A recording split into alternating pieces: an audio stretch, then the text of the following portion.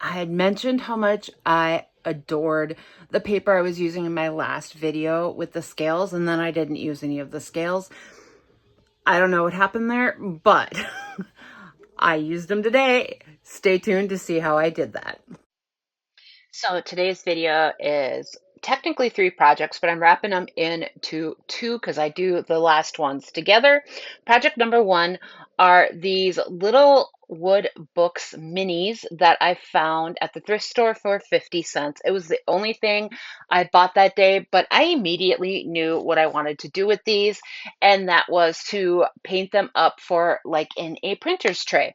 So I'm using several different colors here, and I will link all of the items I use below in the description because you can find all of these on my website, www.midwestcharm.co. My name is Sandra. Welcome to my page. I am the owner and creator here at Midwest Charm. I specialize in repurposed, upcycled vintage home decor as well as all of your DIY crafty needs. I carry Sweet Pickins Milk Paint, DIY paint. I carry Roycycled Treasures, Connie Lines and Designs, Iron Orchid Designs, and more. You can find me on all of the social medias as well as on our website, again, www.midwestcharm.co. And all the items that I use today are linked below for your ease. For the book pages, I am using Sandy Blonde, and then for my actual books, I'm using Kissing Booth, I am using Skeleton Key, I am using Fancy Farm Girl, and Apothecary. I couldn't remember what that fourth one was. And we are just doing one simple coat of each of these colors, and then we're going to let them dry up really good. I then decided to, which I didn't get film of, so I'm just going to explain the last few steps here. I did take some Rub and Buff in Antique Gold and I brushed that along the book pages so that they looked like they were gold, like some of those older books were. And then I did take the Etiquettes Transfer from Iron Orchid Designs and took some of the script from that and used that to create like a title on the spine and on the front of each of the books. And then I did just seal them up with some DIY clear wax. You guys, these are so stinking cute. These little mini book stacks I created. Make sure you're hanging out to the very end to see final results of all of the items that I create today. You guys, these are simple, easy, cheap projects. For this whole video, I spent $5.50 for these projects today, and that includes these little books and then our next set as well. I knew when I had seen these little books at the thrift store that I needed to grab them. Minis are trending right now. They're really big for like the printer tray drawers or things like that. And I just imagine these tied together with a simple little ribbon and a small little book stack with 2 of the books or just sitting upright in them. You guys, they turned out so cute. I love them. I can't wait to get them styled up in my decor. Or maybe I'll throw these up on Whatnot too. I haven't decided yet. They're still back in my work area, so we'll see. Again, all these colors are available on the website, as well as the full line of DIY paint colors. It's a chalk-based paint.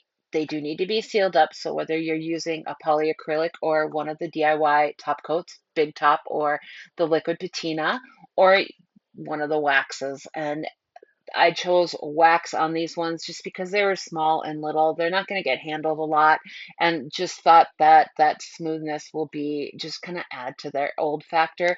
And what you could do, which I didn't do, is either use some decrepit dust on these just to add more age to them, like in the seams of the book, or dark wax to get in there too. I think that would have been a really, really great addition to these. I don't know why I didn't think of it until just now, but oh well.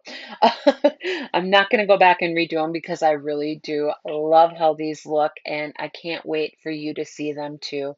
Have you ever bought anything like this or upcycled something like this before? I wish I could find more of them because they're so adorable and there's so many possibilities with these. So for this next group of projects, it's actually 4 items. So I found these mini clipboards and they were $1.25 a piece at the thrift store.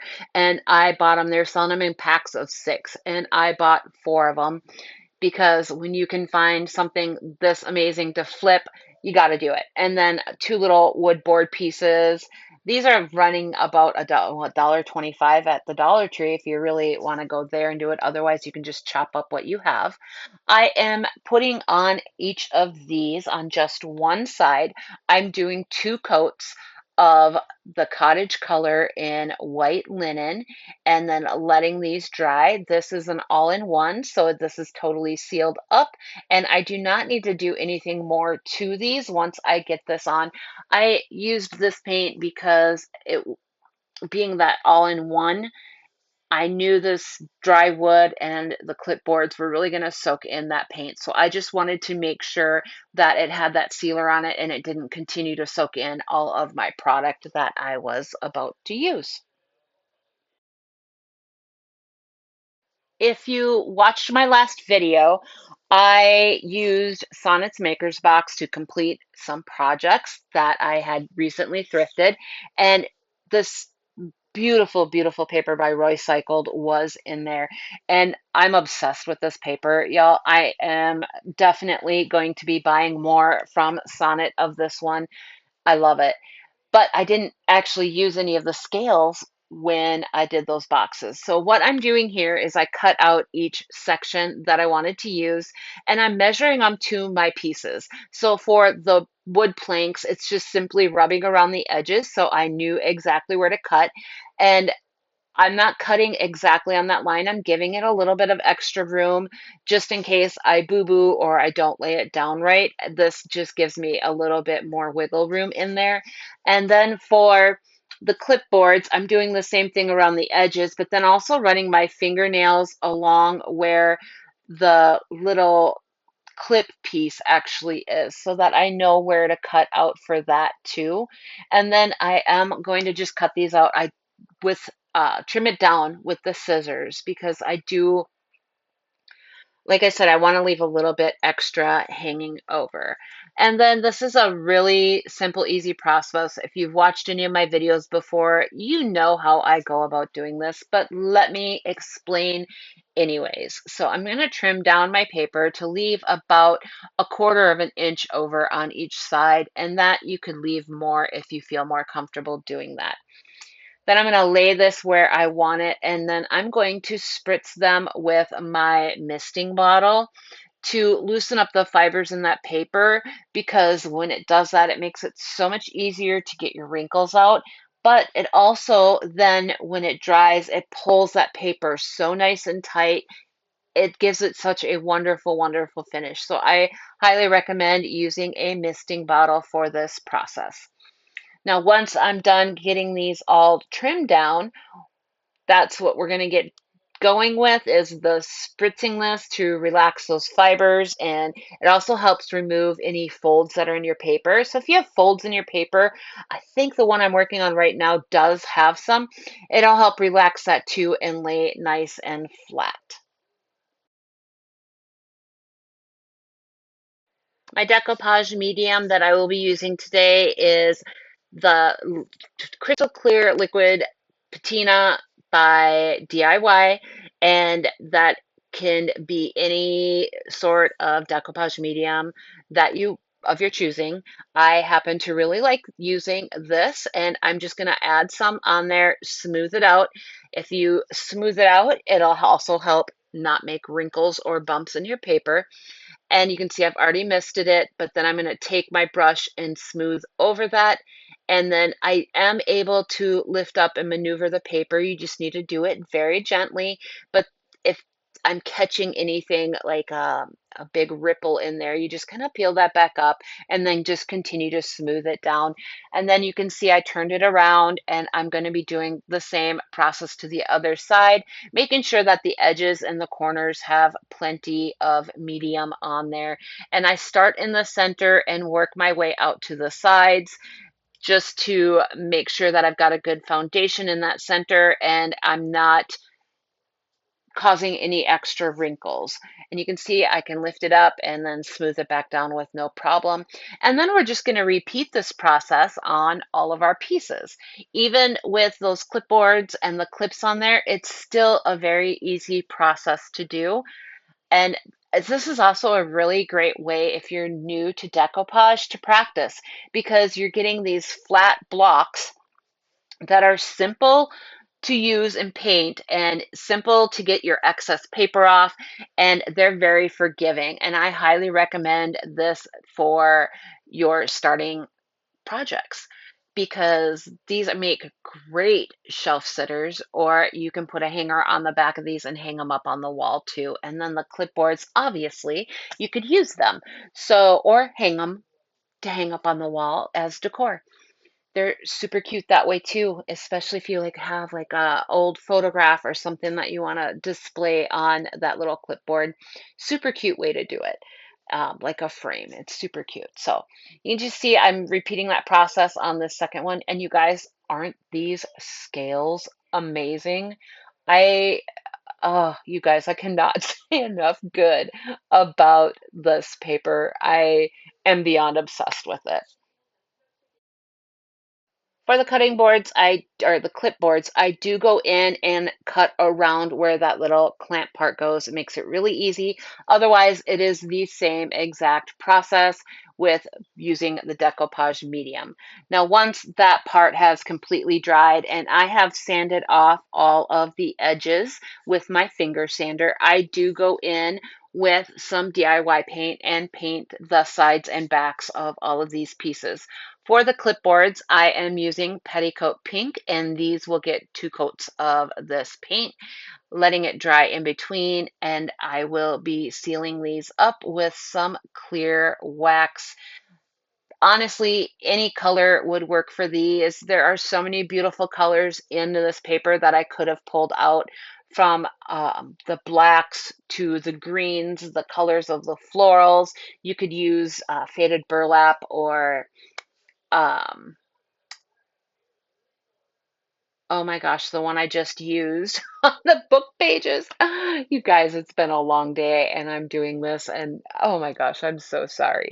So let me look that up really quick. Um, it would be sandy blonde. My bad. Sandy blonde would match with these as well. But any color of your choosing to do this part with. And I am again gonna do one, do the other. And by the time I'm done with that second one, that first one's going to be dry, and I'm going to put that second coat on. And then I'm going to let it dry for a bit longer just to make sure it's really completely dry before I go in and seal these up. You can just stress them. You could do a multitude of things. You could even decoupage on the back of these if you so chose. I just decided I wanted these pretty plain. I'm not sure how much you're going to see the back of these, so I just went in with that color. And on the wood, I paint the sides and I paint the backs. And because this was a raw wood, it gobbled that paint right up. I only needed to do 1 coat. This paint is so wonderfully pigmented that that 1 coat just was good enough. This here is our apothecary. And then I go in with, I want to say I grabbed aviary for the other one. I used my little sample paints from Sonnet's Maker's Box. I do save all those if I don't use them all and use them for small projects like these. You can use any type of paint you have for this. I obviously love to use the DIY paint and the Sweet Pickins Milk paints. Those are my 2 favorites, so that's what I opt to use on most of my projects. Now here we are going in, and again, I can't remember if this is Eden or if it's Aviary, but it's one of those 2 colors. I thought it matched beautifully with the green and the floral parts of these. I debated on doing black, but decided against it. And then I also debated on taking my um, sander and going over all of the edges and the corners just to really wear them down and just stress the heck out of these. But I opted against it on these ones, maybe on some that I do in the upcoming video here. I will try doing that. I'm trying to work through all of my stash, you guys. I have an embarrassing amount of decoupage papers. I have an embarrassing amount of open transfers right now, and I've really been trying to work my way through them. And yeah, so we are just about done with these. They're going to get sealed up, and then they are done. And here are our final projects. I can't wait to hear your thoughts on them and what maybe you would have done different. These little books, I adore you guys. They are the sweetest little things. I think they turned out so sweet. And here are the clipboards and my shelf sitters, and they are just fun. I really enjoy them. I love these projects. They are so sweet and so beautiful, and I'm actually going to keep one for myself. You'll have to guess which color below, but I absolutely love them. Thanks for watching. I really appreciate it, and we will see you all next time. Bye.